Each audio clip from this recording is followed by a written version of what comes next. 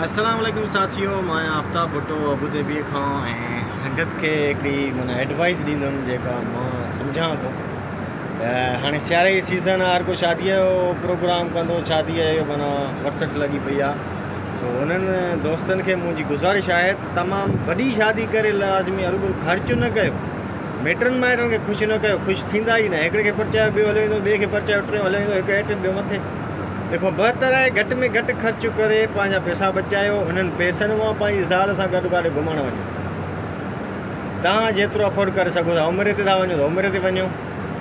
हेॾे ख़ूबसूरत शहर अबूधाबीअ में था अचो त अबूधाबीअ में अचो। हे माना तमामु प्यारो शहर अबूधाबी।